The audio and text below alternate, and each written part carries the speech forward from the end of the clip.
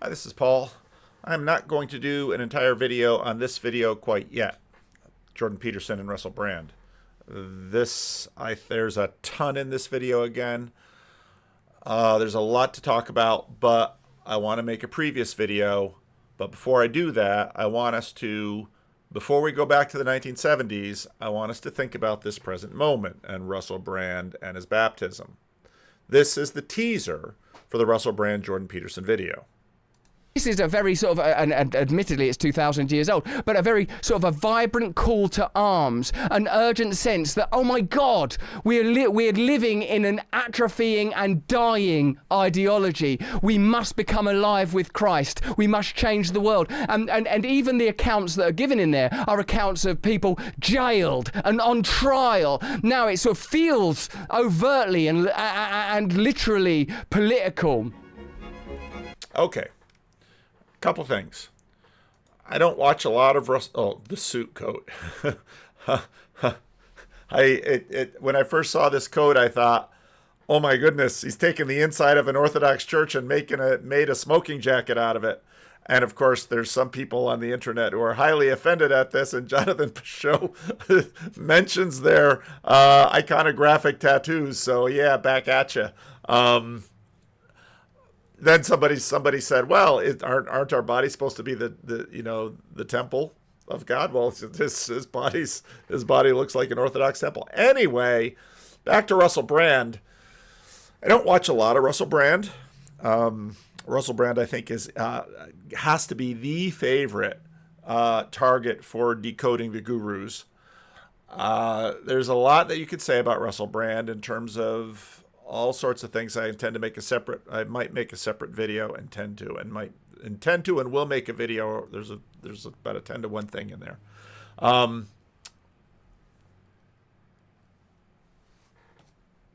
lot of people think it's a little bit crazy that a former womanizer, drug addict, guy who's done all sorts of bad things would come out and be a Christian. Now, of course, anybody who spent any time in a Christian church knows these are often precisely the kinds of people that make the most ardent converts, because they have lived a dissolute life and they've realized that a life of dissolution is not what it's cracked up to be, and they want a new life. They want order. They have children. They want to be fathers for their children, etc., etc. People who have lived catastrophic lives sometimes make the most zealous Christians. Now, we'll talk about Russell Brand in another video, but I want to point to the fact that in this teaser, all of the elements that I've been pointing to right now of this new crop of converts right now are element. There's a deep immanentizing. There's a politicizing. In other words, he's looking to save the culture. So in that sense, he and Richard Dawkins are sort of on the same page. Notice what he did not say. What he did not say. So today I released the video with this thumbnail. And I talked about the fact that for many people, the reason for going to Orthodoxy, it isn't sort of the inversion that many conservative Christians imagine. Many conservative Christians, their goal was, people are too focused on this life in the material world. What they need to be is better focused on life after death.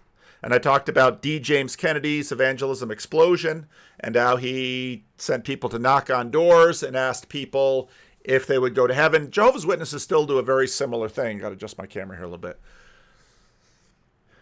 For the second half of the 20th century and the beginning of the 21st century, most conservative Christians focused their evangelism on, as is commonly known, fire insurance. What happens when you die? Going to heaven when you die.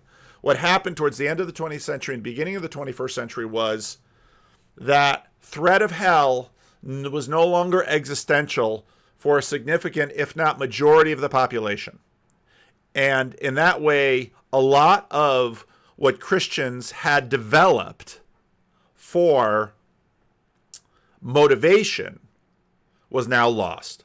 Christians spent hundreds of years getting people interested in Christianity partially, never fully, partially out of motivation to save their souls from fear of hell. And I mentioned in this video that whether it's eternal reconciliation, universal reconciliation, whatever it is, hell motivation has very much passed from the conversation in terms of, well, what Christianity is for. And so here Russell Brand, again, as he starts the thing, just listen to him. Notice it's imminent. It has to do with, it's secular in that it has to do with saving the seculum, this world. And, well, Christ needs to save this world. It's not Christ needs to save my soul for the next life. Lost my mouse. This is a very sort of, and admittedly it's 2,000 years old, but a very sort of a vibrant call to arms, an urgent sense that, oh my God, we're living in an atrophying and dying ideology. We must become alive with Christ. We must change the world. And even the accounts that are given in there are accounts of people jailed and on trial. Now it sort of feels overtly and literally. So you even have the sense of activism in there, okay? And activism since the civil rights movement has become, for many Americans in their implicit religion, the heart of their religion. The most sacred thing you can do is not go to church and pray. The most sacred thing you can do is hit the streets and be an activist and protest. And we saw this during George Floyd and all the kneeling, the hands in the air, the iconography. Many had noted, and Jonathan Peugeot did a great video on it, there was just this explosion of religious sentiment. Now, again, most people in the secular world, because people's imagination there's usually a lag, and partly because that's what they grew up with, and many of them, those who had grown up in Christian environments, knew that to be a good Catholic or to be a good Protestant meant to not do anything to endanger your soul. And so you didn't have sex before marriage because God didn't like it, and people didn't necessarily come out and say it, but you might go to hell. You might go to hell if you do that. And you might go to hell if you do this. You might go to hell if you do that. So hell was sort of hanging over. That's not the landscape anymore. Now it's hell has come here. And you'll hear Russell Brand, and I hear many people talk, well, we're living in a hellscape. And it's like, if you're living somewhere in North America and you are not being physically or sexually abused, or a whole list of heinous things, or an addict or something like that, if you're living a sober middle class life in secular America, you are living in probably one of the best situations through a certain frame of reference that people have ever known on planet Earth. Now, judging this stuff is sort of incredibly difficult, but again, notice all of the elements of this little teaser for this video. And again, this is a big motivation in terms of what is driving people into Christianity now, including Orthodoxy. Now, a big part of Jordan Peterson's effect that he has had on evangelizing has been this immanentization and making biblical categories, archetypes real to people, and helping people to sort of reinterpret the Bible so that it fits the secular patterns. And again, Peugeot has done a similar thing. And that's why I said there's a real interesting correlation between the move that gets made in Protestant, in secularized Protestant mainline religion, where everything is immanentized, and it tended to be immanentized in moralism. Now, again, when you listen to Peugeot do a lot of his interpretation, Peugeot, I'll point to the video where he did the interpretation of the embezzling steward in Luke 16 that he produced quite recently. He said, well, you kind of have to set the morality aside. And see, this was actually kind of a big thing, because the fundamentalists wanted to say the Bible is good for history, science, and morality too. And the modernists said, we're skeptical about history and science, but the Bible will teach us morality. And then at the end of the Cold War, when new atheism comes around, the new atheists sort of flip the script and say, no, the Bible isn't even good in terms of morality. And so now that entire conversation sort of gets put on the shelf. And now we have this whole, the Bible tells us perennial patterns about how to live. Now there's an element in which this is deeply tied to, the other major thing that has evolved, our guide to wisdom in the world, especially sort of on the heels of the new atheism, was evolutionary psychology.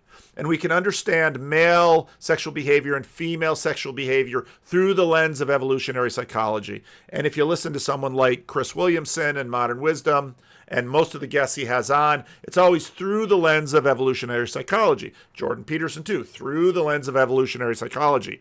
Now, Russell Brand is interesting in that he's sort of a mystic. I was thinking about the fact that, again, sort of looking at the relationship between late modern Protestantism and now this new American orthodoxy that is emerging among people who are sort of postmodern, in that if you listen to John Baer's piece, to what degree is the Protestant invisible church aligned with the Orthodox mystical church? In both cases, you're sort of sidestepping the modernist sort of physical correspondentism that became the hallmark of truth in the modern period. One of the key points, and I think very helpful observations that Peterson has made, is that part of the function of religion is to create, and I'm going to use slightly different words than Jordan, is to create the hierarchy of ideals, and let's say, and the value hierarchies. That's pretty much what Jordan Peterson says about religion. Religion creates value hierarchies.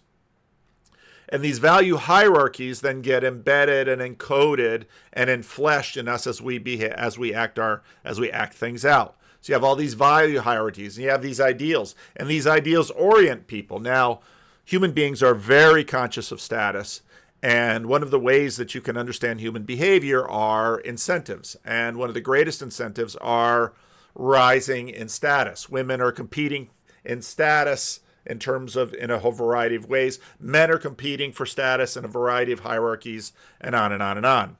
Now, again, I'm not going to dig into this video. There's a ton of good stuff in this video. This is one of Jordan's. I was also thinking about making a video on the modes of Jordan Peterson discourse. This mode of discourse is, I have ideas and I want you to give me a commentary on my ideas. That's how he goes into some of these videos. And that is not really a tremendously great conversation strategy. It doesn't necessarily make for great conversations. There's all kinds of very interesting nuggets around the way, but one might have imagined that Jordan perhaps could just better give a lecture. But the thing is, I think after years of giving lectures to college students, he would prefer an audience, and I think he would prefer a relational audience. And I talked to Cale about this, how it's a very different thing sitting in a room with undergrads than necessarily sitting on the other end of a video call from a celebrity. So anyway, that's a topic for another video. But these value hierarchies are critical. Now, in last Sunday's estuary meeting, I decided to introduce one of the things as I do estuary meetings and Jordan Peterson meetings over the last 6 years. When I first started the Jordan Peterson meetup, a lot of the conversations were sort of following along the lines of how Jordan Peterson sort of broke things open. And there was a lot of pent-up frustration with wokeism wasn't yet named. A lot of this stuff was newer, but there were a lot of people who were coming, and they tended to be either young men or mothers of young men who were coming into the meetings and very much complaining about the direction of the society, and Jordan Peterson was offering them language that they could complain. He was offering them a frame of reference. Then, of course, Jordan Peterson goes away because he's ill. According to Grim Grizz, you sort of have the rise of the corner to fill the gap. And then Jordan Peterson comes back, and he's sort of meandering here and there. but he never really sort of has the cutting edge and hotness like he had in end of 2016, 2017, and 2018. Those were sort of special times. I think he continues to do good work, but in terms of the broader culture of conversation, he's not where he was then, even though, again, he continues to fill stadiums. It's a significant movement. It's something you have to keep your eye on, but it's not like it was back then. So now with my 9 a.m. estuary meetings, it's interesting because part of, for me, what's so valuable as a pastor is I have a mixture, a sample of people going around the room, and they're basically talking about their cares and concerns. Now, when I do joys and concerns as part of the liturgy of Sunday morning with the pastoral prayer, joys and concerns is something that has been in churches for a long time. In the Christian Reformed Church, the pastor used to just pray the long prayer. And sort of what happened in the 60s and 70s, I saw this happen at Northside. It was true of Madison Square when I went there in Grand Rapids. It's true of Living Stones. You will ask the congregation, this is the pastoral prayer. What shall we pray for? Most of the things that come out in the pastoral prayer in a congregation will be things to celebrate, things to mourn, and then concerns. So they might be concerns. They might be contextual concerns, to put it in estuary language. They might be someone's sick or ill or died and we're grieving, or someone's grieving.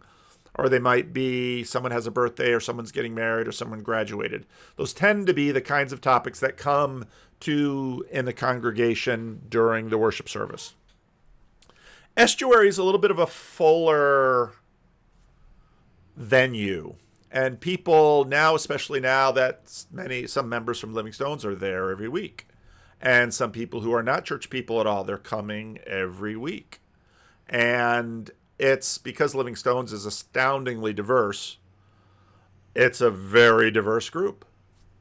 And so we have younger people and we have older people. We have African Americans and we have Dutch CRC types. And then we have people who grew up without any church at all. And every week we get a different mixture in. And of course, Dog Bark always brings in the story of his Uber cab ride. And so it's really wonderful listening to people. Okay, what do you want to put on the table? I just dropped a sample estuary video into the No 8 No Ads. It'll come out soon. If you don't know what estuary is, go to estuaryhub.com and you can find out all about estuary. But many of the people in estuary are concerned about change. The older people are concerned about change because they're looking at their children and their grandchildren and they're saying, society has gotten really complex and there's a lot of things that are no longer working. And so in some ways they could very easily go back to what Russell Brand said, is that we need Jesus in society, because these are older Christians. But for many of them, it's sort of, again, more of a conservative template, but it's there's no real destination. So much of YouTube is just full of complaint and whining and yelling. So much of YouTube is full of that. And people need to do this. Oh, okay, you can tell people that all you want. Doesn't mean they're going to do it. And what you wind up is these communities of people griping about each other, which really gets rather dull after a while because it's pointless.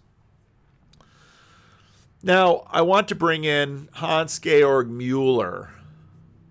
And I'm not going to say that I'm necessarily faithful to his words, but I'm going to take a structure that I've derived from his work, that I think you can find in his work, of the sincere society, the authentic society, or sincerity, authenticity, and prophilicity. Or maybe I should say sincerity, authenticity, and prophilicity. Let's talk about sincerity. Sincerity tended to be a traditional society. Sincerity, now I didn't love the choice of this word that he used, but it does make sense. Because you have to be really careful with these labels, because otherwise different pejorative aspects seep in on them. In a society of sincerity, you gain status in society by fulfilling the roles that your society puts on you. Roles that you were born into. It could be by sex, could even be by race in societies that sort of have racial situations. I would say caste probably even more than race, because actually in world history, race often is less significant than caste or class. A lot of that race stuff happened in the period of colonialization and exploration, where they discover these new peoples. And I made the example that, if we went to the moon and saw creatures on the moon and they had their own society, we would probably be having very similar conversations as to what Europeans had with respect to who they found in the Americas or in Africa. So a culture of sincerity, you gain status, you gain value by fulfilling the roles that you are given. Not the roles that you select so much, the roles that you are given. So you gain status by being a faithful husband, a faithful wife, a good father, a good mother, a subservient son who follows in the footsteps of his father, a good daughter who marries well and brings family into the household. Generation after generation after generation, people tended to have same caste, class, or roles. And for the most part, there are always exceptions. For the most part, a good person is someone who does their duty with respect to these roles given to them. That is a culture of sincerity. Now, part of why that's kind of a hard thing to get around our minds around is doesn't really be a sense that, well, what really is sincerity? Well, part of the reason of choosing sincerity is because the next word you're going to choose is authenticity. And a lot of people actually get sincerity and authenticity mixed up. Sincerity is in many ways feeling honestly about something. And authenticity is in some ways being true about something. One is sincerity. When I say this with all sincerity. It means I might be wrong, but I'm not lying to you. Authenticity means it's sort of, again, an external standard. It's sort of the movement up and into the monarchical vision. Okay, so a culture of sincerity, you gain status by fulfilling the roles that you were born to. How about authenticity? Many times, a culture of authenticity is a culture about a secret, sacred self, that I somehow have a true self that is unknown to me. It's not a self that I received by virtue of inheritance, by who I was born to, or the caste I was born to, or the class I was born to, or the role I was born to, or the sex I was born to. This is something else. And this is, you can see the rise of this in the 60s when people have to go and find themselves. Again, if people are living in a class, in a culture of sincerity, and someone says you have to go find yourself, you said, there's no looking for yourself. We all know who you are. You are this person's son or daughter, and so you were born to fulfill these roles. That is who you are. Now, after the Second World War, the rise of existentialism, people then somehow have to find themselves. There's continued to be traumatic dislocation of these traditional societies, these societies of sincerity, and now suddenly everything is about authenticity. And so people need to find themselves. They need to find, now this tends to go up and down. They need to find their calling. Well, that is given by God. Well, hasn't your calling been determined by the family and the place and the time that you've been born to? No, my calling is determined by some word from above or some journeying down below to somehow correlate with my true self, my secret, sacred self, or, Luke Thompson likes to push back on this, maybe my identity in Christ. You can run Christianity through a number of these lenses. And that's going to be my true self. And you can go back and look at this. I mean, these things are perennial. They are always with us to one degree or another. What probably changes is the percentage of people that participate in them. For example, when Augustine, as the story is told, when Augustine, after his conversion, he had been, one of his old, Tim Keller tells the story, one of his old girlfriends comes to him and says, Augustine, Augustine, and he doesn't respond to her. It is, it's me, it's me. And Augustine turns and says, but it's not me. So there's been a transformation. So Augustine was not just the son of his father and the son of his mother and someone that his father set out on a journey of rhetoric because rhetoric would be a profitable and a status climbing thing to have in late antiquity. No, Augustine now has been transformed, and Augustine, of course, will spend a great deal of time trying to find himself, and you can read about that in his Confessions. So again, these things are not completely novel or new, but the percentage of the population that tends to be undergoing these things, I think, has changed quite a bit. Now, prophilicity is going to be, so in a culture of sincerity, I fulfill my roles given to me by birth, the roles I've inherited by virtue of various physical and social characteristics that I've been born into. You gain status by doing this. Culture of authenticity.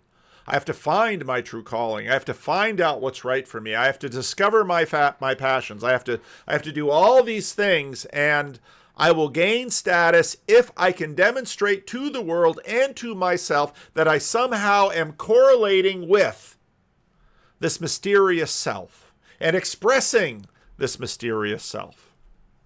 Now, prophilicity is about you gain status by embodying certain archetypes, often in display on social media, by taking those pictures for Instagram, by being a certain celebrity on YouTube, by you will gain status and access and all of these things by fulfilling something.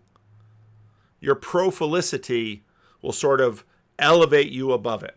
I'm actually not going to talk a lot about prophilicity here, but it makes sense if you sort of think through these three stages, and then you see some of the confusion for people because, well, let's talk about another cultural artifact.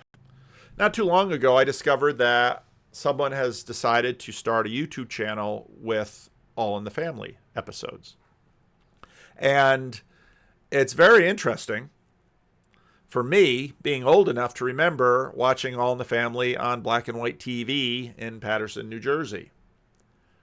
And finding the episodes and looking at the topics of episodes, there's very little in our cultural discourse today that didn't make an episode of All in the Family.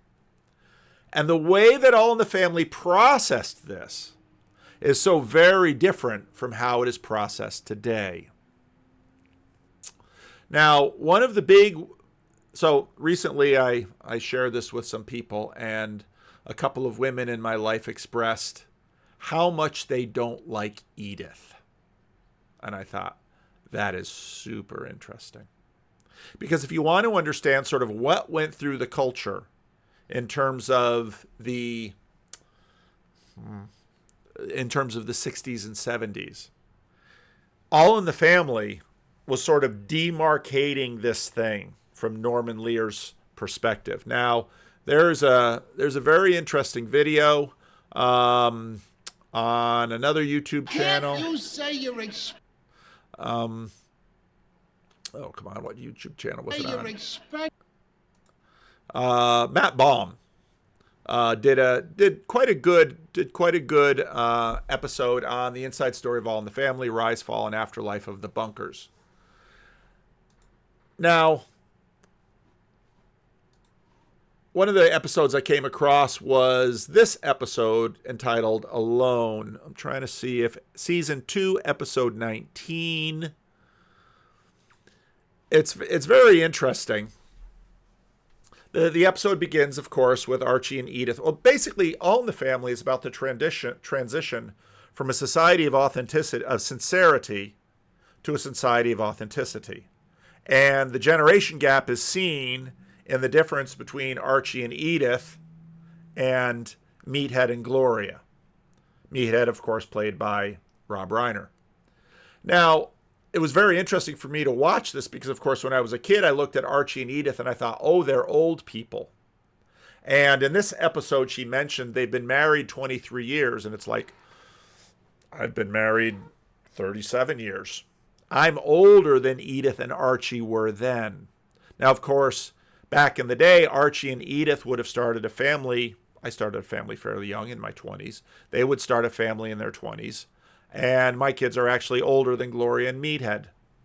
But, of course, if you've never seen an episode of All in the Family, you should definitely watch one. Starts off with this song from the early 20th century. Those were the days. And, well, in this particular episode, Mike, also that Archie calls Meathead, and Gloria are going away, and they're going to be gone, which means that Edith and Archie are going to be left alone. This bothers Edith because, well, what is her identity? Her identity is found in a culture of sincerity. Her identity is that of a mother. And the kids are leaving, and what is she going to do? She now no longer has a role. And I think this is part of the reason that many women in a culture of authenticity see Edith. She has no status in a culture of authenticity. Ironically, hey, she has some status in a culture of profilicity because she's playing one of these chaotic roles up there, and she has celebrity. But she's very concerned because Mike and Gloria are going away. And so then she sits down with Archie, and Archie just wants to read his paper. And first she tries to entice him. And, oh, the kids are away. We should have fun. Of course, Archie's not having it. Well, maybe we can dance like we used to dance right after the war. And he's like, no, don't bother me. You know, I just want to sit here and read my paper. And then she is upset, and she basically says, I'm really upset, Archie. Edith has, and some of you won't even recognize this name, but you can go ahead and Google it. Edith has been watching Dr. Joyce Brothers on TV. Dr. Joyce Brothers was, I believe, big before Donahue got big. And if you don't remember Donahue, you don't remember the daytime talk show. Maury Povich is about all that's left. And you can sort of see the formula go to seed. I would say The View is sort of the heir of the legacy daytime talk show, except The View has many people. And what Dr. Joyce Brothers, or in some ways podcasts, are the heir of the daytime television talk show. Go ahead and look those things up on YouTube. You'll find Phil Donahue, Dr. Joyce Brothers. There's a whole group of them, Montel Williams. And they sort of went on in daytime TV and proliferated in cable and have sort of petered out and been swallowed up by podcasts. But Edith is a little upset because she heard on Dr. Joyce Brothers, and she's feeling it, that now suddenly she doesn't have much identity because she's usually there making food for Mike and Gloria and taking care of Archie and cleaning the house, and you know, she's wearing her apron and she's doing all of these things. And it's really interesting if you listen to the Norman Lear's description of her on that other piece. I'll put the links down in the show notes. Edith now is sort of lost. And this is exactly the way at the moment in which sort of a culture of authenticity steps in. Well, Edith, maybe you had to do the role of wife and mother, fulfill these roles, but really your real obligation is to yourself. Self-actualization. This is your real role. That's your identity. Your role is to yourself. You've been oppressed. Now we can add some other. You've been oppressed. This is all in the 60s and 70s by this situation. And now you have to go out and find yourself. Now, of course, this will lead to women going out and finding themselves as single mothers and poor. And so then teaching their daughters to go into the workplace and get good jobs and good careers. And now many women are finding themselves in their middle of the 30s, struggling with fertility, not being able to find a man. The culture of authenticity and the culture of profilicity imagines that they must get a man who's, making six figures and 6 foot tall and better than 6 inches someplace else.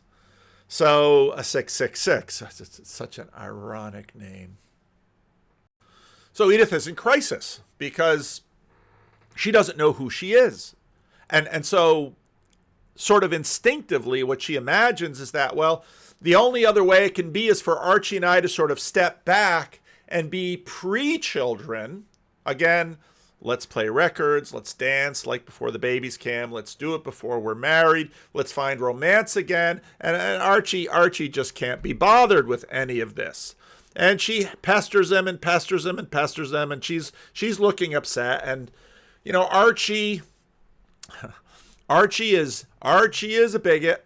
Archie is all of the bad things. But the thing about Archie is, down deep inside, again, another difference from the 70s, Archie is, after all, not a bad guy. And episode after episode, Archie's a bigot. He hates all of the other races. He's got all of these bigoted ideas.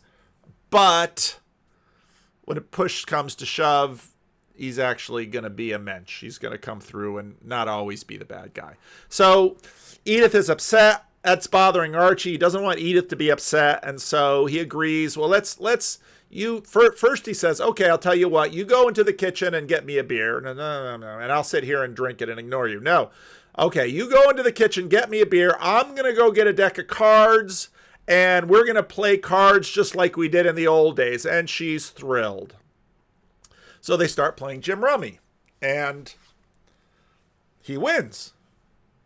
But he realizes that he won because she threw out a card that so obviously she shouldn't have thrown out.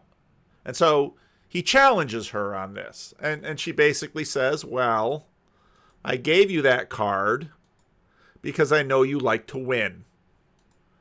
And that upsets him because, of course, his feelings are hurt because, yes, he likes to win, but he doesn't like her helping him win. So, he's just Archie is being Archie. This is who he is. And he's mad and he's upset. And so they play cards and now he's mad. And then they go into the other room and they have a fight. And basically he tells her, you're not human. And now she's insulted because, again, she's been having an identity crisis. She's insulted. And what do you mean I'm not human? You're not human. Why? You're a saint. He tells her she's a saint. Why? You can't do what's wrong. You're always thinking about everyone else. Now, in what world is she a saint? She's a saint in the world of sincerity. But the whole culture is on the cusp of moving from a culture of sincerity to a culture of authenticity. And so you're a saint. What do you think? You think it's fun being married to a saint? You never do anything wrong. Go ahead, Edith, do something wrong. So she turns and she's going to throw a basket of fruit and she's going to try and act out and she just can't. She just can't do anything wrong. And then basically she's upset because Archie said, you're not human. She said, I am human. You're not human. You're a saint. You're not human. Two-speed. Saints, regular people. Archie, of course, is always criticizing the minister. They're not Catholic. They're mainline Protestant. They're WASPs. And you're a saint. And no. And then he gets mad, so he's leaving. And then she's both still angry and upset, and she demands he needs to apologize. And so he walks out the door, goes down to the bar, and then he'll come back, and he's feeling bad, and he's trying to make things up, but she's dug in now. So I'm not going to be normal, be your wife, act the way I should until you apologize, Archie. I'm not going to do it. Now he's trying all kinds of different ways to get her to sort of lighten up and be normal again without having to apologize because Archie does not want to apologize. And so he works on her. Finally, he says, why don't we dance? They do a lot of processing through this. Why don't we dance? Maybe, okay, maybe we'll dance. So they do a little bit. Okay, so now he's at the record player. They're going to dance. She's a little excited about this because now, again, she has a role. Her role before was a good mother. Now her role is going to be a wife. Now, it's also helpful to note that in these transition periods, Gloria and Mike, it would be imagined, would be having children almost right away. And so Edith could sort of go maiden, mother, matriarch. Instead, she goes maiden, mother, maiden. But does maiden still fit? And that's part of the tension of the show, is that she's not really a maiden anymore. And Gloria isn't producing grandchildren, so she's not getting to be a matriarch anymore. She should be a saint. And of course, Norman Lear wrote her this way. I mean, he basically says it in that other piece. He wrote her this way. But again, that sainthood is ensconced in a particular culture, because you're going to have value. You're going to ascend and descend a hierarchy based on the culture of the community that you're in. So they dance a little bit, and he got her a gift when he went out. And, oh, of course, she's thrilled. Archie got me a gift. Archie never gets me gifts. And it's a, this is so 1970s, it's a lady razor. But she's thrilled because she never gets gift from him. And he said, well, the drugstore was the only thing that's opened. And she's just, who wouldn't be happy with such a gift? And again, I mean, it's comedy, of course, at this point, 60s to 70s. And then finally, after she receives the gift, she still demands an apology. And she says the words, and he agrees to it. And then they're in a passionate kiss, and Mike and Gloria show up back on time. And of course, Archie is always giving Mike and Gloria a hard time because they're always passionately kissing around the house, and he's complaining about having to look at it. And so at this point, Mike gets to throw it back in his face. But again, culture of sincerity. You gain status by fulfilling your roles. Culture of authenticity. You gain status by... Now, there's a trick in terms of a culture of authenticity, because actually, this is one of the funniest things about modernity. Because modernity basically says, dogmatically, there is no secret, sacred self. There's only what you materially, physically are, the product of everything that has brought you to this point. All it is product of cause and effect, the great chain of cause and effect, as C.S. Lewis says in his book Miracles, the whole show. And authenticity is sort of a way to re-enchant the world, and modernity allows it. It's a fascinating dynamic. And then you get to prophilicity, which is basically authenticity on steroids. And what's so punishing about a culture of prophilicity is, even if you took that Instagram picture of yourself, you probably added a filter. You probably touched it up. And just by virtue of age, you will probably never look as good as you looked in that picture. And the gods of the world of prophilicity will condemn you. How this played out, it was interesting. In the estuary meeting, I sort of ran through a bunch of this, much shorter version of it, was you can begin to see sort of the traps that people fall into now. How there's a real elusiveness to the culture of authenticity. So let's say Edith, Archie never makes up. And Edith decides to leave to go be her authentic self. Well, what's really going to be the options for Edith? Now, she'll gain some status because people will say, oh, you left that jerk Archie Bunker. He was a bigot. He was a moron. You can do better than him. Odds are she probably won't. Odds are maybe she'll have a boyfriend or something, but she'll probably live the rest of her life alone with Gloria and Mike. Hopefully they'll have kids. At that age, they probably would. Today, less likely so. So basically what you can see is that this whole thing is sort of breaking down. Now let's listen again to Russell Brand's teaser. You know, this is a very sort of, and admittedly it's 2,000 years old, but a very sort of a vibrant call to arms, an urgent sense that, oh my God, we're living in an atrophying and dying ideology. We must become alive with Christ. We must change the world. And even the accounts that are given in there are accounts of people jailed and on trial. Now it sort of feels overtly and literally political. Now I want to go back to a clip that I made from a conversation between James Lindsay, Benjamin Boyce, and Wokal Distance, and some of you will remember this clip. Continental champion of the world, Macho Man Randy. Nothing means nothing.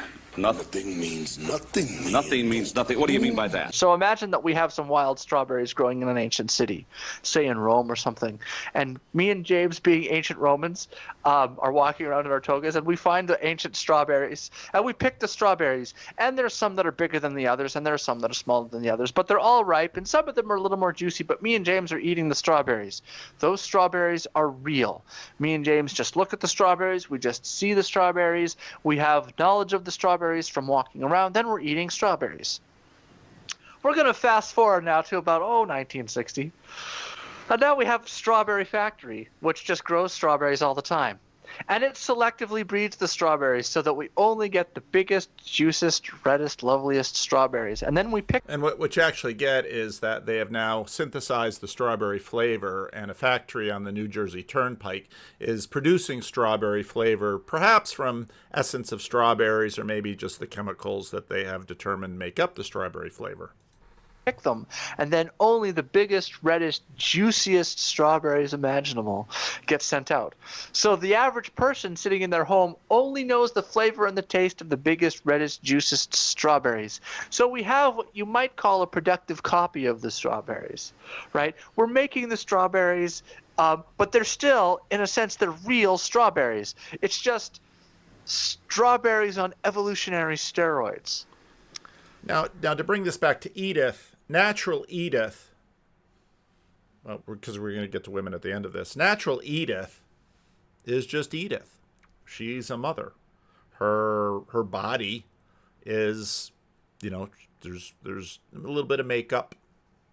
Her hair gets done, but tries to wear nicer clothes, but it's just Edith. Culture of Authenticity, now you have to sort of find the essence of Edith. And that's going to revolve. That's going to concern a quest. But then James and me, having our knowledge from ancient Rome, because we're still alive, say, hey, we can make strawberry candies. So what do is we distill out of the strawberries the flavor of the strawberries, and we double the strength of it, so it's way stronger than any strawberry that you could ever have wanted. It's way stronger than that. It's like twice as strong, or 10 times. Now that strengthening is very much pro-felicity. Times as strong. And we're going to add sugar to it. And we're going to create a strawberry candy. Well, fast forward to the 1990s, and the Jolly Rancher company says, hey, look, what we're going to do is we're going to do that same thing, but you know what? The strawberries are really expensive, so we're going to design a thing that tastes like the strawberries, and we're going to replace that wonderful natural cane sugar that you guys use. We're going to replace that with high fructose corn syrup, and then we're going to make the Jolly Rancher. So now the Jolly Rancher is the strawberry Jolly Rancher that tastes like the strawberry candy, that tastes like the wonderful 1960s selectively grown strawberries, which taste like the original strawberries. But whoa, wait. Someone's going to come along and they're going to make a soda. Jolly Rancher soda. Jolly Rancher strawberry soda, which tastes like the Jolly Rancher, which tastes like the candy, which tastes like the strawberry, which tastes like the original wild strawberries. But hold on a second.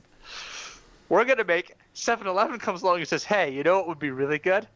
If we made a Slurpee of the Jolly Rancher strawberry soda. So eventually the Slurpee of the Jolly Rancher strawberry soda takes off, man, and everyone just loves it. And everyone's drinking it. Eventually, you know what? I have a son. My son loves the Jolly Rancher strawberry Slurpee from 7-Eleven. And my son is out walking drinking his strawberry syrup, and that's all he's ever had. I don't buy strawberries for my kid because there's COVID. So all he ever has is the strawberry Jolly Rancher soda Slurpee from 7-Eleven. And as he's walking around one day, he looks over and he sees this odd bush of these like green and red things that are kind of growing, and they're kind of funny and they're kind of misshapen. And he goes, "Oh, those look like that looks like the kind of like logo here of a strawberry." And he goes and he picks it and he goes, "Well, it kind of tastes like my Slurpee, but the Slurpee's way better. The Slurpee is cold and refreshing, and oh, it's so sweet, and the flavor is so powerful. That's what a real strawberry tastes like." So now we've gotten to the point where we started with wild strawberries and we ended up with a ice cold, sugary corn, fructose corn syrupy thing, which tastes like a... And pretty quickly, you've just got the picture of it. You've just got the picture of it. It's all the way to prophylicity. Moment that's currently occurring, and they're going to say, look, back in ancient Rome, and me and James are picking the strawberry, we see women. And they're just women. And then we fast forward to the 1960s, and all of a sudden we have women, but they're wearing makeup. They have makeup and their hair is done. Now, women in ancient Rome and ancient Egypt, they had makeup. They were playing these games there too, but when we get all the way up to prophylicity, things are going to get really weird. And they're on birth. Wait a second. Hold on. She's having makeup. Her skin is better than skin. It's more real than skin. Her hair is prettier than real hair. Then wait a second. She's on birth control. So now we're having a sexual act, which is not a reproductive act. So is it really a sexual act? And then what we're going to do is we're going to keep pushing that till we go to breast implants and chin implants and more facial feminization. And then we're going to take a woman who's... So finally you come up in the 1900s, right? Of the 1960s with the makeup and the hair and everything else. And then you're going to move forward to the 1980s where you're going to have breast implants. So now you have the makeup and the hair and the breast implants. Then you're going to move into the 90s where you have the makeup, the hair, the breast implants, and the Photoshop. And then you're going to move forward to you have the makeup, the hair, the breast implants, the butt implants. Everything is shaved perfectly. You're going to have a labiaplasty. And then you're also going to on top of that have a Photoshop. And then you're going to on top of that have a feminization filter via Twitter and Instagram, which is going to give you a nice glow up, which is filmed from every conceivably perfect angle. And they're going to say, look, it's a simulacrum of femininity. And then you're going to have the trans movement. And what are they doing when they're trying to transition from male to female? The target they're aiming for is the Instagram version of the simulacrum of femininity. And then around that, they're going to form an identity. So it's a hyperreal identity that's not even based on anything that really exists. They took all the stuff that was added. They took the hyperreal picture of what femininity is, abstracted that out, and then said that's the new thing we're aiming for, which creates itself and a new it's more aesthetic. woman than woman. It's more to become a woman is more important than to merely be made as a woman through the womb. That's not a woman. Yeah. There you go. Sincerity, what you received. Authenticity, well, there's a standard out there. Prophylicity, with the help of technology, perhaps I can achieve that standard physically so much, but at least I can achieve it in the realm in which I can possibly achieve it, which is on these little screens. Typical porn star actress is the strawberry Slurpee of women, right? And of course, someone's now on trial for really wanting that strawberry Slurpee of women. While it is a crazy world we are living in. That's what we have. And now we're going to take the trans thing, which is going to take the strawberry Slurpee of females and the blueberry Slurpee of males, and it's going to mix them together.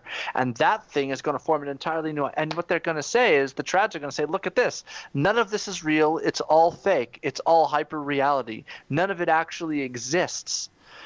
And boy, doesn't that just strike a chord as being like, you know what? A lot of like RuPaul's Drag Race is doing what? When they say... Now, you got to be careful with the trads, because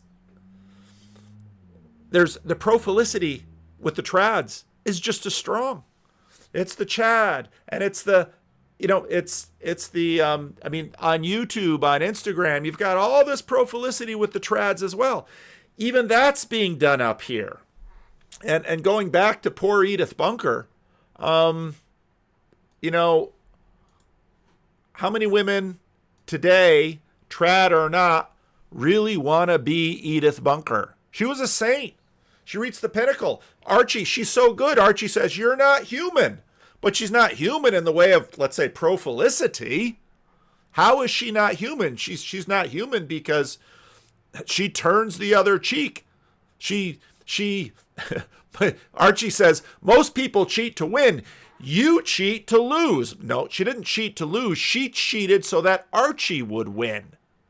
What do you think it's like being married to a saint? I don't know, Archie. What do you think it's like being married to you? It's James Charles calling everybody sister, right? It's a guy calling everybody sister. It's RuPaul's Drag Race, where to be a woman is like this, where the drag queens are doing what? They're taking all the stuff that we associate with femininity, which is really just exaggerated femininity, which is really just hyperreal femininity, and they're applying that to males and abstracting out the maleness of it. So the biology is left completely out. The real is gone. What matters is the image. Now again, none of this is new, because sort of like when they used to castrate boys so that they would be great opera singers. Look it up. The thing about a drag queen is it has all the slurpiness of a woman, but with the size and strength of a man. So more real than real. And so to the trad pomo, that Baudrillardian analysis where they say all the things that they don't like are fake. Pornography is fake. You have fake women who are pretending to have sex with men who are all pretending to enjoy it so that they can pretend that the camera's not there, so that we can watch and pretend to get sexually excited, so that we can pretend to be having sex by ourselves as we watch the computer screen, and then we can all pretend that this is normal so that we can pretend that we're in a relationship via OnlyFans. Right? The trad promos are going to look at this and say it's all fake. It's all a huge spectacle. And what happens when you adopt that analysis is that reality is running away as vestiges, and it's just knock, knock, knock on the door. It's knocking on the door of a postmodernist anti-realist epistemology. Which is why I say that the answer to this is not to create another hyperreal with a correct side up pyramid, but rather to break from the entire nonsense and start seeking the authentic in an authentic way. Now, this is the pattern that I have been watching. When you look at, let's say, the anti-woke, they're skeptical about the world of sincerity, and they almost always default to the world of authenticity. So this piece with trigonometry with Alex O'Connor was totally fascinating. And again, Glenn Scrivener really worked over this video and I think did a good job with it. What struck me was how Francis and Constantine went back to authenticity. Now, right now, there's sort of this desire to get, don't dare go all the way down to sincerity. We just sort of stop at authenticity. Well, what people find is that when they start to do something which is more in service of others, which is, for example, have a family, or you see it in Alcoholics Anonymous, people who were once hopeless addicts, but now their mission in life is to help others and to help others who are suffering from addiction, they become a different human being, almost overnight as a result of that purpose and drive. Okay, now, what's so interesting there is they're talking about the benefits of service. So that's back to Edith Bunker. I mean, that's where she's deriving her meaning. She's deriving her meaning from taking care of Mike and Gloria and Archie. She's deriving her meaning from, she's at the mother phase and the maiden mother matriarch progression. And she's deriving her meaning from there. But part of what has changed is the focus isn't on, as it was with Edith. Edith was a saint, happy, and selfless. Except the culture of authenticity keeps reaching down for her. And you'll find episode after episode of women who are living in the culture of authenticity saying, Edith, what about you? What about you? What's interesting about the version of a sacrificial life from the view of authenticity is that I do these things for me because I derive meaning. Oh, you don't do it for the other. You don't do it because they actually need it. it's the self-forgetfulness is that I am looking for what they need. No, this is I am doing this so that I can achieve transformation and have meaning. You're not actually going all the way back to sincerity. You're staying up here in authenticity. And I think that's one of the things that we're lacking, which is what is your life's mission? What do you want to do? What do you want to achieve? Yes, you need purpose, and that purpose, as I say, everybody has a purpose, but if you recognize that the purpose is something essentially trivial and something that's outside of your control, then I suppose the motivation starts to fade away, which is why... In other words, and again, and this is new atheism, it just keeps going until it bumps up into nihilism and says, can't really live that way. You don't really want to go to a funeral and say, yeah, you're all grieving, but it was always pointless, wasn't it? There was never really any there. God was a good one because God being the same thing as love and the same thing as beauty entails that you can do things like helping other people, and you can say that it's in the service of God, whereas now you have to sort of rationalize it as, yes, ultimately the reason I'm doing it is in the service of my own genes and my own self. That just doesn't have the same sort of romance. Yeah, but that's because you don't have to stop at at that particular point. So once you've got to the point where you go, well, I'm here to reproduce, that's all I'm here, that's all my purpose that I have, then you're free, actually. And then you can create whatever purpose you want. The purpose can be to serve other people. I've reproduced, right? Now my job is to raise my son so he can reproduce. Okay, cool, I'll do that. But in the meantime, I can create a show that other people will enjoy. I can give meaning to people. See? It's the liberation. It's the authenticity. Now, it's not a culture of sincerity where I gain status for reproducing. You can reproduce if you want to. Maybe you should. Maybe because we're facing not population explosion, but population implosion, maybe you should do that. Well, now I can, but I can do what I want. I can do what feels authentic to me. By articulating things that they struggle to articulate. I can advocate on behalf of people who are not able to advocate on their own behalf. That's the modern religion, is advocacy, activism.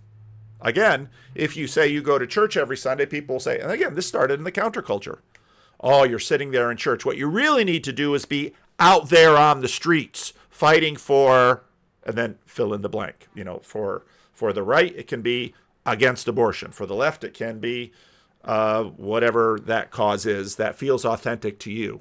I can create a business with Francis in which other people work who otherwise wouldn't have a job that fulfilled them, right? I can mentor the young guys coming through.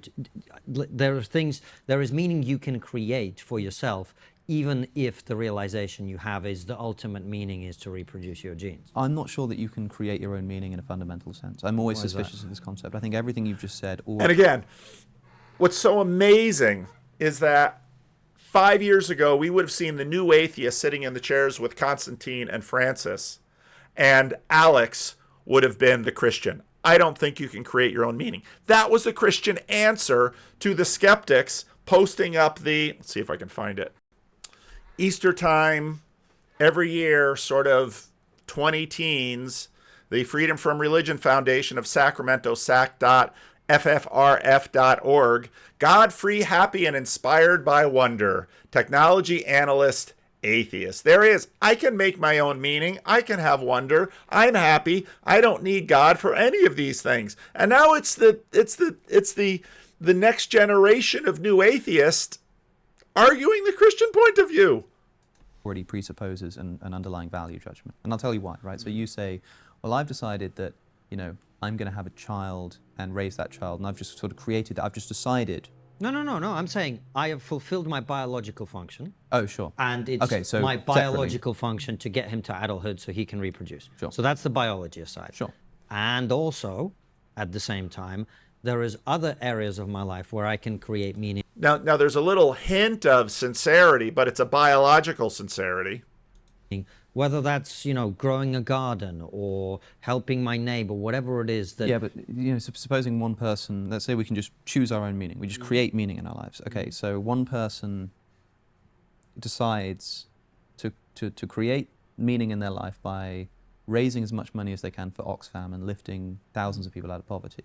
Another person decides that their meaning in life is to count the blades of grass in Hyde Park.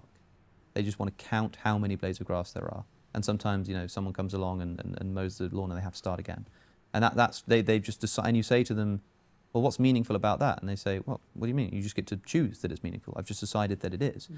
You'd be committed to the view that both of those lives are as meaningful as each other. No, I didn't say that. They're not as meaningful as each other. But how can they not be if there's no sort of exterior prescription as to what meaning ought to be, and you just get to create it for yourself? And of course, as a Christian minister, I'm just sitting here watching, thinking, "Thank you. I couldn't have pressed this point better myself to the authenticity." And again, getting back to sincerity. That's what I mean by the underlying value judgment. Because if you want to say that that person's life is more meaningful than the other, but who said that that's what we're doing? The comparison was introduced by you for reasons that are. Well, is one of those lives more meaningful than the other? Do you think? Or based on my own personal value set, yes, but it's my value set. It's my value set. We're sticking in authenticity here. It's my value set. It wasn't. I haven't received it.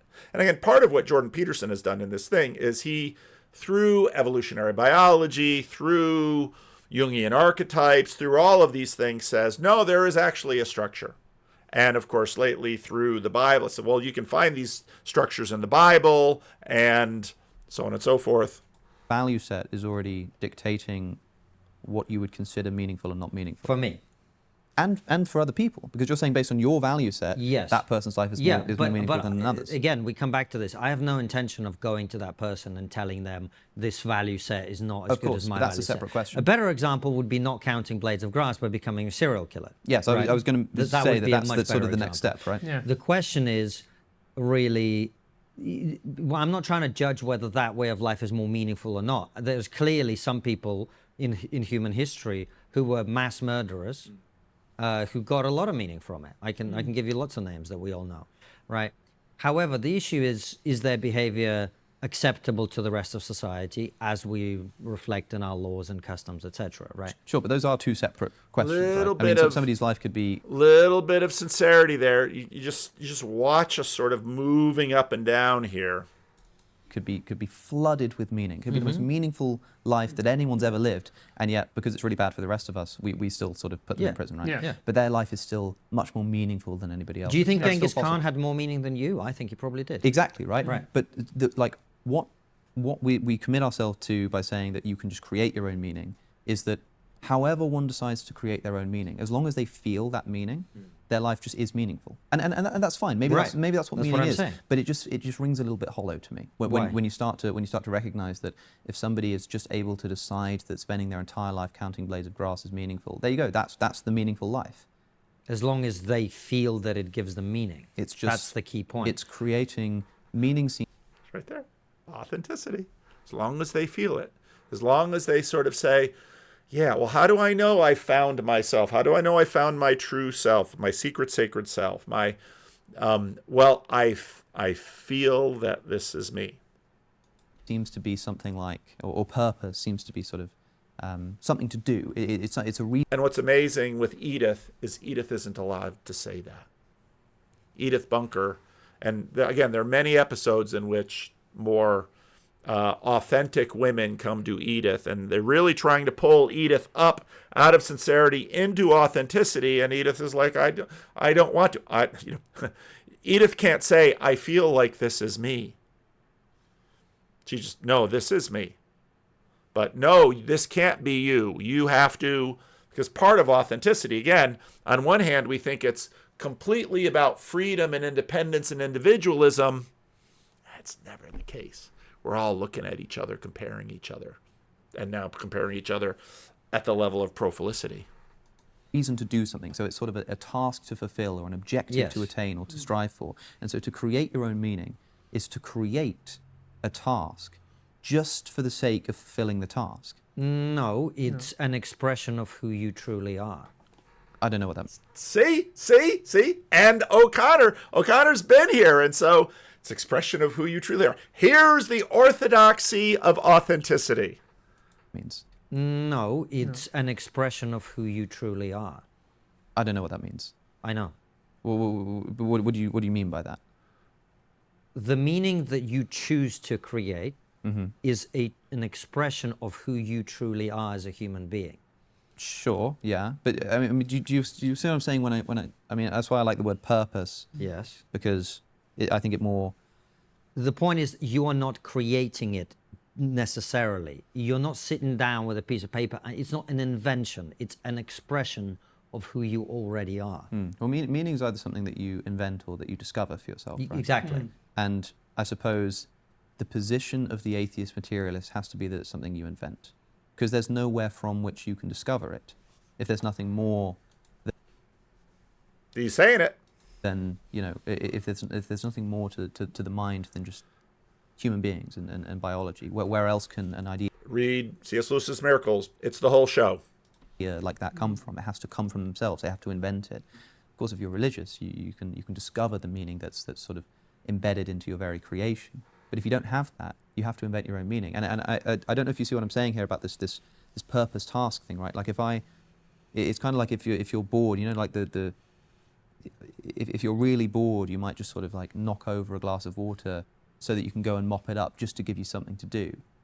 And that's kind of what I feel like is going on with people creating their own purpose. Because the purpose is to have a reason to do something. It's a reason, it's something to strive for. It's I'm going to sound religious here, Alex. Right? And if you will create know that when for you its own find your sake, purpose, you will know what I'm when talking you create about. that for But it's a religion of authenticity. That's the religion. its own sake, I think that's what you're doing, right? But also as well, I mean... But maybe you're also right. Yeah, Maybe, You're not creating it for the purpose of fulfilling it. But notice what you just said. You said when you find your own meaning. Did you say find? Yes. So now we're talking, if one day I find meaning, if I discover meaning, Yes. then not only will I suddenly have a much more meaningful life, but I'll Yes. also be rid of the conviction that we do create our own meaning, because it'll be something that I've discovered, that's been set upon me. Yeah, because that's what I'm saying. It's an expression of who you truly are. And I totally agree that if it is something you discover, if it's something that's set upon you from the outside, then that's absolutely No, I didn't something. say that. I didn't say it's from the outside. I said it's an expression of who you already are inside. So it's something you discover about your own self. Correct. That's fine too. And what that means is that you're discovering what you most fundamentally value. Yes. And that's fine, but some people will find that the thing they most fundamentally value is something that I think you would look upon and think is bad or wrong. Agreed. Or immoral. Agreed. But you wouldn't think that affects how meaningful their life is. No, but it clearly doesn't. There are people who advocate Then for I things think we're in the agreement. public space that In other words, meaning is arbitrary. That's where you wind up. Which, again, for Peterson, of course, all along for Peterson, you can go back over my videos, and meaning for Peterson is sort of a gyroscope. And it's supposed to lead you. And it's supposed to lead you up a hierarchy. And it's supposed to lead you to truth. And it's supposed to lead you... It's supposed to... The guidance is supposed to be true. I'll say it that way. I'm going to de-proposition that. And so we're going to use true instead of truth. Authentic way. Yes. Yes. The that's authenticity right. is the kryptonite to all of this postmodern nonsense. And See? Back down from prophilicity, back down to authenticity. Can't go all the way down to sincerity. if you read That's these neo-Marxist philosophers where they're talking about alienation, if you the constant alienated state, you can even read Marx about the alienation of the worker. If you read the postmodernists, it's just alienation taken up to like level 99, limit break alienation, and to the point where we no longer have reality. We just have literally Budger described it as rotting strips and vestiges of reality attached at weird places to the hyperreal. What people are craving, and what that kayfabe of Trump's kind of more performative aspects of his MAGA stuff was tapping into, is they're aching for either authenticity or at least something that eases the cognitive dissonance and steps out of the complexity and at least winks and says, at least if we're going to have to pretend, we're going to know we're pretending and have fun. We're going to know that there is no spoon. But what people really are aching for most is to figure out how to break out of the matrix, if you will, entirely to experience the authentic as the authentic actually is. But the problem is it's very scary. The hyper real, the false authenticity, this is such a huge idea that people can't find the authentic, which is all around them all the time, because they're looking for the hyper authentic, and it's not there. So that there's the old Zen koan, which is, if you meet the Buddha upon the road, kill him. And I interpret that to mean, after much contemplation of it myself, I interpret that to mean that if you think you're enlightened, you should probably stop thinking that, because you're certainly not. Or that if you are pursuing enlightenment for itself, then you're doing it wrong. So with this pursuit of the authentic, I used to meditate a lot, and the instructions for meditation are that you're not meditating until you're not trying to meditate. You don't meditate until you stop trying to meditate. So as long as you're trying to meditate, you're not achieving it. And how do you meditate then? Well, you stop doing things. Well, how do you stop doing it? You just stop. So how do you find the authentic? Is you stop searching for it. And it's one of these profoundly simple things, because when you're seeking the authentic, especially in a world of 40 mirrors, all I can think every time Woke brings up the Hall of Mirrors, though, is Bruce Lee, right? With, he's got all the slashes on him, and he's like, yeah, this whole thing, and he like kills that guy, and it's an awesome movie. And so I'm thinking of that, but the thing is, if you're in that Hall of Mirrors all the time, the way that you figure out where you are is you stop looking at the mirrors. You just pay attention to yourself. You stop doing it. You stop looking for the thing out there. You stop looking for the authentic. The authentic's already there. You're already in the authentic every instant that you're alive. You just have to stop looking for it somewhere else, and you'll realize that. But that's almost impossible to do.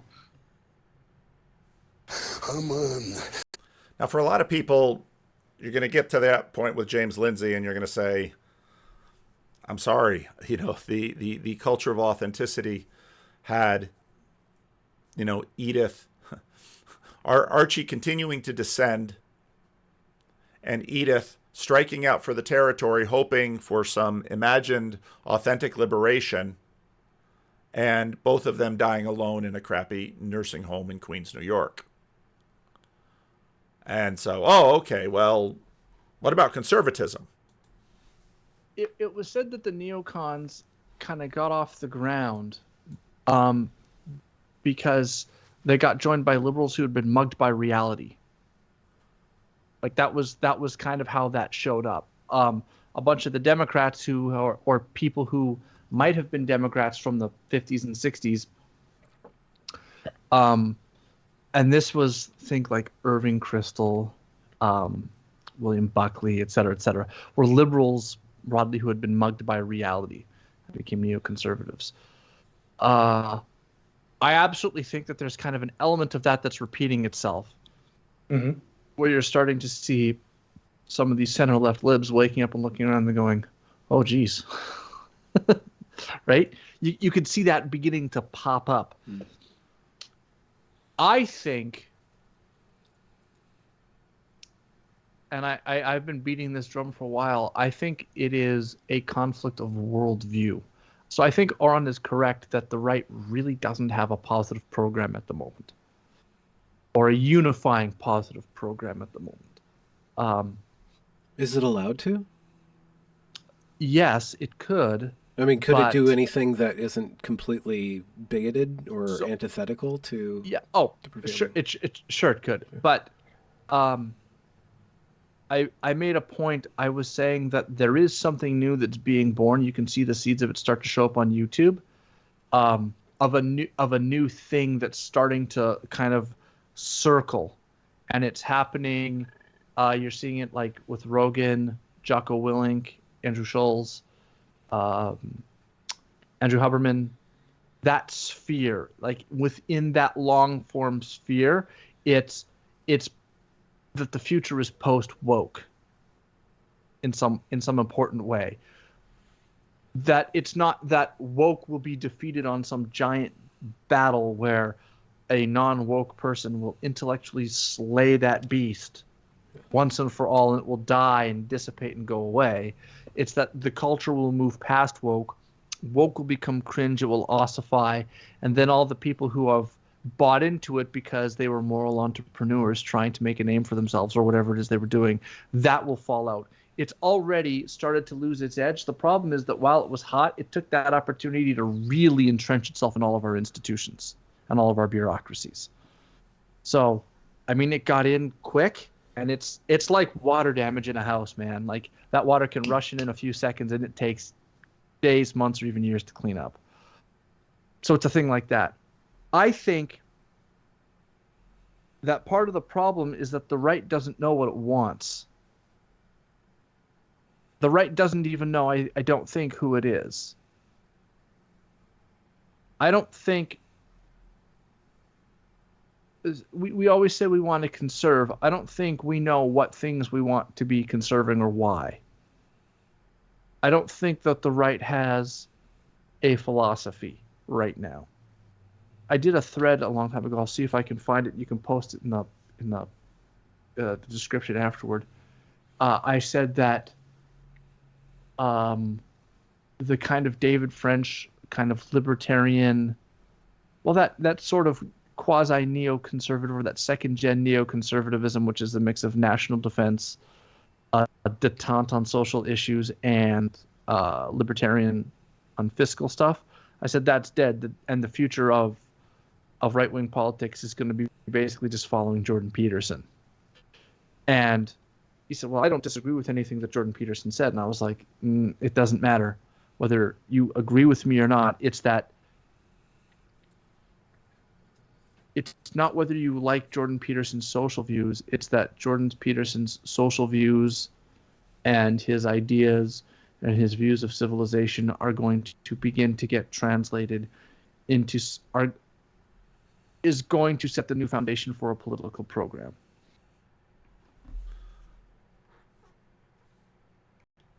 Now, we'll have to see, of course, where this goes, and if, in fact, there is a political program, because the irony is that which created Edith is gone. It's just gone. There are people who wind up living like these people on TV, or like these archetypes, because they really are archetypes in the story. Each of them is an archetype of of something that was rolling around in urban middle America in the late 60s, early 70s. And, well, we will have to see. We will have to see what comes, because people need to know how to act. And depending on whether it's a culture of sincerity, a culture of authenticity, or even this surrealistic prophelicity that we've got going, it's going to matter, because normal people live daily lives and have to figure out how to treat each other. So this is a bit sloppy, bit of a mess, bit all over the place, but hopefully you can find something helpful in it.